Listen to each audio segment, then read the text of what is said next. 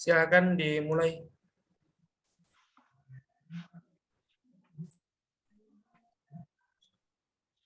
Assalamualaikum, salam sejahtera bagi kita semua. Shalom. Shalom. Baiklah, kami akan memaparkan hasil diskusi kami, yaitu kelompok 4, yang di dalamnya yaitu yang pertama, nama-nama kelompoknya yaitu yang pertama ada Restu Saputra, kemudian Muhammad Al-Ghazali, ketiga Nur Adani Jalil, keempat Putri Nabila Satri, kelima Cindy Onsu, keenam Lani Potangkuman, dan yang ketujuh yaitu Haryunita. Dan baiklah, kita akan memulai presentasi kita, yaitu yang pertama yang akan dipaparkan oleh Saudari Lani Potangkuman. Kepada Saudari Lani dipersilakan. Oke, terima kasih moderator. Ya, teman-teman bisa dengar? Bisa. Ya. Oke. Jadi untuk pemaparan materi ini, konsep pembelajaran paradigma baru dan asesmennya efektif. Nah, seperti yang kita ketahui bersama, bahkan sudah dibahas tadi, mulai dari kelompok 1 sampai kelompok 3 dan juga disambung sekarang kelompok 4. Konsep pembelajaran paradigma baru yaitu pembelajaran yang memenuhi kebutuhan peserta didik atau berpusat pada peserta didik. Nah, adapun asesmen di sini memiliki fungsi sebagai media untuk memantau dan memonitor dengan tujuan dapat memahami kemampuan dan posisi peserta didik berdasarkan rentan waktu pembelajaran. Kemudian capaian pembelajarannya mengarah ke tujuan pembelajaran dan alur tujuan pembelajaran sehingga output peta kompetensi ini nantinya akan bisa digunakan sebagai acuan untuk mengembangkan perangkat ajar atau RPP yang relevan. Kemudian di sini peran guru yaitu memberikan perumusan rancangan pembelajaran dan asesmen yang sesuai berdasarkan kebutuhan dan karakteristik dari peserta didik, serta memastikan bahwa capaian pembelajarannya berjalan dengan baik. Kemudian pembelajaran paradigma baru ini tidak hanya saja dilakukan di dalam kelas atau kegiatan intrakurikuler, tapi juga pembelajaran ini dapat dilakukan di luar kelas atau kokurikuler dan ekstrakurikuler. Jadi demikian untuk saya, nanti akan dilanjutkan oleh yang lain. Oke, terima kasih Saudari Lani. Kemudian akan dilanjuti oleh Saudari Haryunita. Kepada Saudari Haryunita dipersilakan.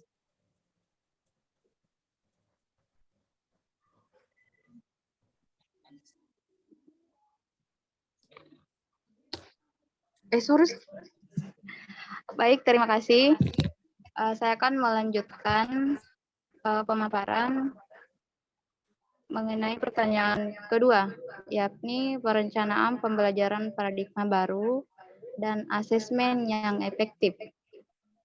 Yang pertama, pembelajaran dirancang dengan mempertimbangkan tahap perkembangan dan tingkat pencapaian peserta didik. Kemudian yang kedua, dilaksanakan untuk membangun kapasitas peserta didik. Yang ketiga, proses pembelajaran mendukung perkembangan kompetensi dan karakter peserta didik secara holistik.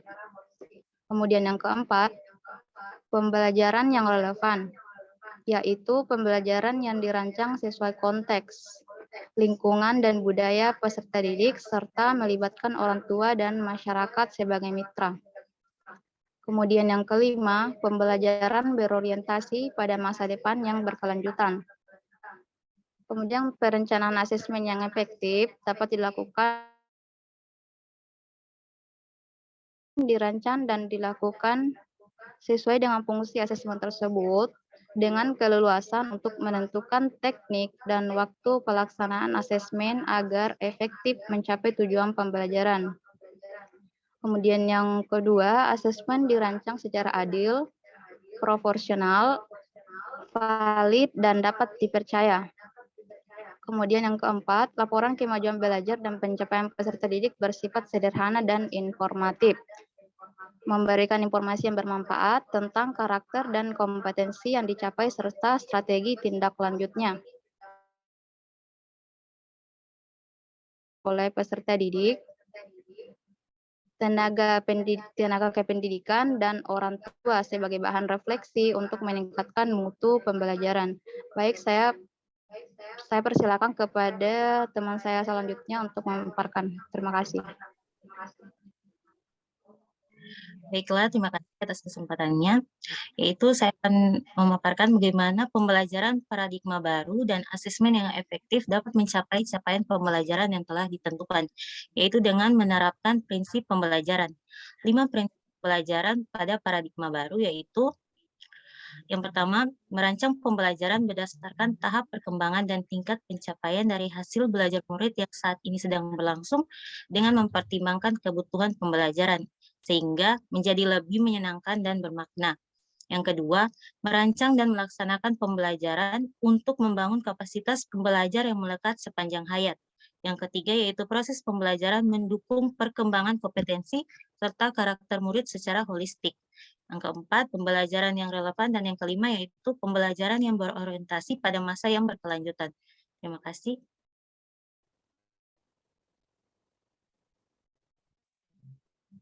Ya, terima kasih Saudari Putri Nabila Satri. Kemudian akan diteruskan oleh Saudari Nur Adani Jalil. Kepada Saudari dipersilakan. Oke, selanjutnya itu yang tantangan yang akan muncul dalam merencanakan pembelajaran baru. Tantangan yang pertama itu dan tenaga pendidik yang tidak mendapatkan pelatihan-pelatihan yang memadai seperti pelatihan guru dalam peningkatan skill mengajar yang dapat menentukan kualitas atau kompetensi yang dimiliki guru. Nah, jika hal ini terjadi, maka pendidik dengan cepat akan kembali ke paradigma lama pembelajaran mereka. Nah, tantangan berikutnya itu berasal dari orang tua. Mereka yang sudah terbiasa dengan pemahaman pentingnya nilai-nilai yang tinggi bagi memahami apa yang terjadi di sekolah akan muncul protes terhadap lembaga pendidikan. Oleh karena itu, pencerahan juga harus disampaikan kepada orang tua jika sekolah akan melaksanakan pembelajaran dengan paradigma baru, sebab orang tua nantinya akan menjadi partner dalam mendampingi anak-anak. Nah, tantangan yang selanjutnya itu adalah kebijakan-kebijakan pemerintah setempat yang kadang-kadang adanya pembelajaran paradigma baru ini. Misalnya, adanya asesmen daerah yang ditempatkan pada hasil asesmen ini bukan sebagai pengendalian mutu pendidikan di daerah dan untuk kepentingan penerimaan peserta didik baru di tingkat didiknya.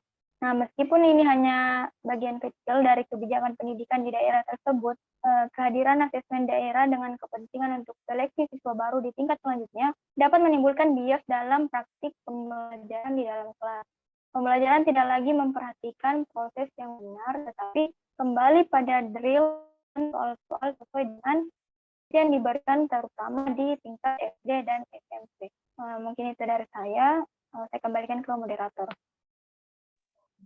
Ya, terima kasih Saudari Nur Adani Jalil yang telah memaparkan. Kemudian akan dilanjutkan oleh Saudara Restu Saputra. Kepada Saudara Restu dipersilahkan.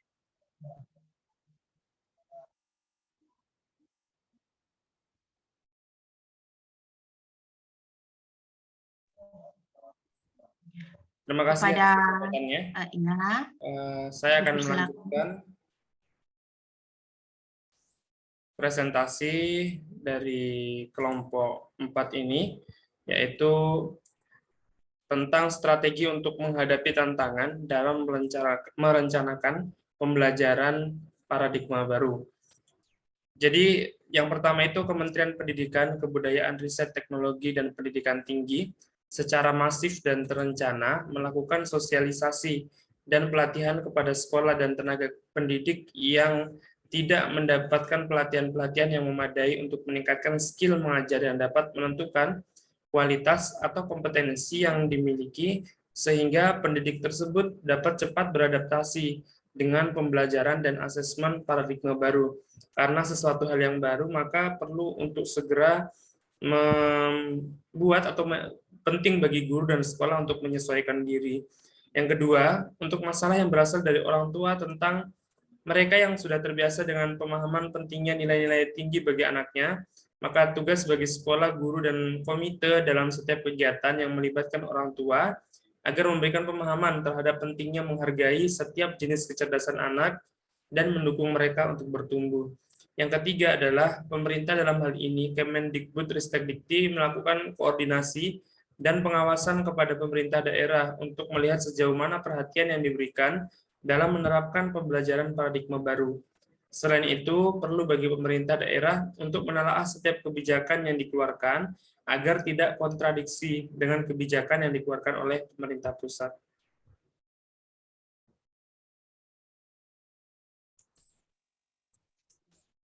Ya, terima kasih kepada Saudara Restu Saputra. Kemudian dilanjutkan oleh Saudara Muhammad Al-Ghazali untuk menyimpulkan.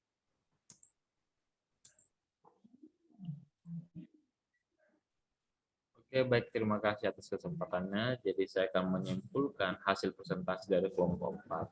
Jadi seyogyanya adalah paradigma pembelajaran baru adalah pembelajaran yang menitik beratkan pada siswa untuk meningkatkan pengetahuan sesuai dengan potensinya. Adapun asesmen yang efektif adalah asesmen yang menilai peningkatan pengetahuan siswa sesuai dengan potensinya. Nah, jadi bagaimana merencanakan sebuah proses pembelajaran dengan paradigma baru, yaitu mengetahui dulu karakteristik dan potensi siswa, lalu merancang sebuah proses pembelajaran. Dan perencanaan asesmen yang efektif itu adalah menilai perkembangan pengetahuan siswa sesuai dengan kemampuannya, bukan berdasarkan nilai akhir atau berupa dengan ujian berupa UTS maupun ujian akhir.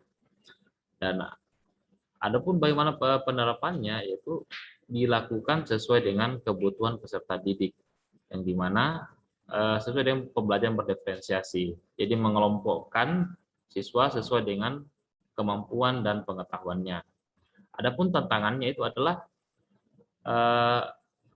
guru yang jarang memiliki kesempatan untuk melakukan peningkatan paradigma orang tua bahwa nilai tinggi adalah sebuah keberhasilan bagi siswa, dan kebijakan pemerintah daerah yang tidak sesuai dengan kebijakan dari pemerintah pusat. Adapun dalam menanganinya adalah harus ada sinergi dari pemerintah untuk dapat meningkatkan kualitas guru dengan melakukan pelatihan, salah satu dengan PPG atau pendidikan profesi guru, dan harusnya ada sinergi dengan sekolah dan orang tua siswa bahwa pembelajaran itu tujuan akhirnya adalah peningkatan kualitas siswa untuk menghadapi abad 21. Dan harus ada koordinasi juga pemerintah daerah dan pemerintah pusat agar aturan yang diberikan pemerintah daerah tidak bersinggungan dengan pemerintah pusat. Salah satu sekian. Assalamualaikum warahmatullahi wabarakatuh.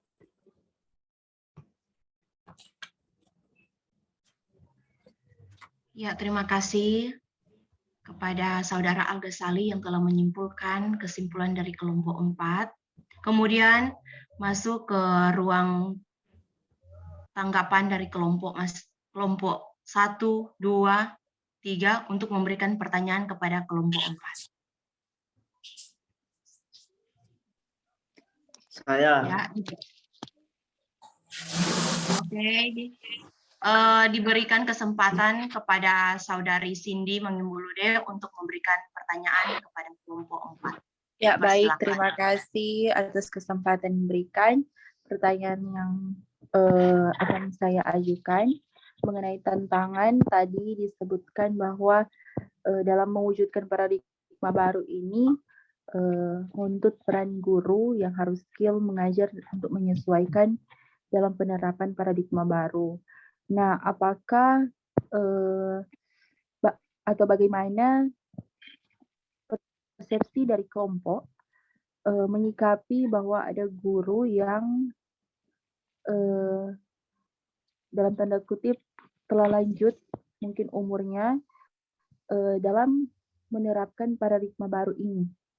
Jadi, bagaimana kelompok memberikan pandangan tentang guru yang mengalami kendala dalam mewujudkan menyesuaikan dengan paradigma baru ini dalam proses pembelajaran. Terima kasih. Ya, terima kasih atas pertanyaan dari Saudari Cindy, yaitu tentang peran guru mengajar skill-nya di dalam kelas bila mana guru tersebut sudah lanjut usia, kemudian bagaimana penerapan paradigma baru ini yang akan diterapkan di dalam kelas. Ya, anggota kelompok 4 ada yang akan menjawab pertanyaan dari Saudari Cindy, dipersilahkan. Ya, terima kasih Ibu Cindy atas pertanyaannya berkaitan dengan bagaimana jika keadaan yang kemudian menyebabkan guru-guru usia lanjut tidak mudah untuk menyesuaikan diri terhadap perubahan pendidikan paradigma baru. Jadi memang usia menjadi salah satu faktor tantangan bagi seorang guru untuk mengembangkan dirinya. Namun sebenarnya hal tersebut bisa diminimalisir dengan memberikan pelatihan, atau kan paradigma baru tidak selalu tentang teknologi. Jadi ketika kita berpikir pembelajaran paradigma baru bukan berarti pembelajaran yang full dengan teknologi, tetapi hal-hal yang lebih penting dari itu, bahwa pembelajaran paradigma yang baru ini kemudian harus menyesuaikan dengan kebutuhan guru, sehingga pemberian pelatihan tidak terpusat pada teknologi, tetapi berkaitan dengan bagaimana mereka mengajar, caranya mengajar, atau kemudian dalam mendidik peserta didik bisa sesuai dengan apa yang diinginkan,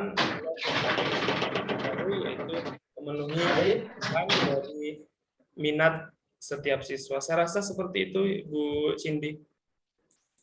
Terima kasih. Jadi dapat saya simpulkan bahwa ternyata perlu adanya bimbingan, pelatihan untuk membekali guru tersebut agar dapat menyesuaikan dengan baik menjalankan paradigma baru ini. Terima kasih. Ya, sama.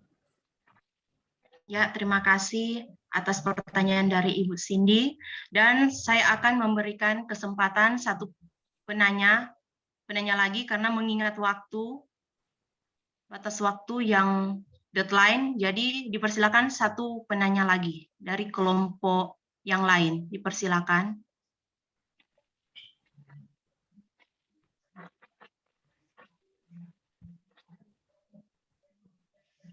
Oke, kalau tidak ada pertanyaan dari kelompok lain, saya akan menutup diskusi